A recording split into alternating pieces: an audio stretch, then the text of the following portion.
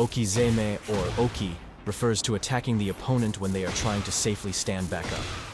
Let's go over Reina's best Oki options and when to use them. The first thing you want to take note of is how your opponent likes to stand up. Do they always tech roll? Do they stay on the ground? Do they do a wake-up kick? Understanding your opponent's patterns will be the key to applying the strategies I will show you. Most players will typically tech roll when they can. This is the fastest way to wake up, but it leaves you vulnerable as you can't press any buttons briefly after standing up. Your best option against tech rollers is a mix-up.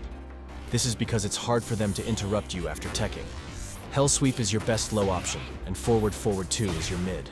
Of course, you can use other options, but those two work the best for me. I highly recommend learning to disguise your approach, so it's not predictable which option you will go for.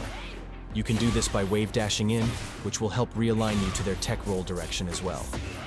Another option you can go for is your while running moves. It's a great opportunity to throw a slower move that will give you frame advantage. At some point, your opponents will be sick of taking a mix-up every time they stand up, so they might decide to stay down or side roll instead. This will make all of your previous options whiff and give them an advantage when they stand up.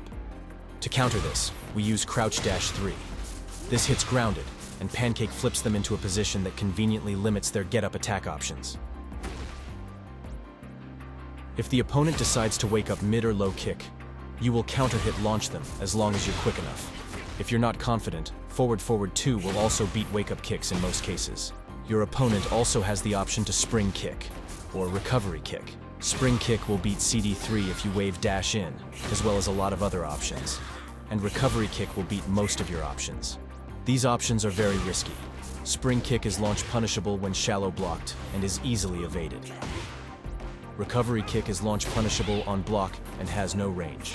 If your opponent has resorted to spamming these get-up options, consider it a win and punish them hard. At the wall, how good your Oki is depends on which wall combo you use. When using down 4-1, your opponent can recovery kick you for free, leaving you with no advantage.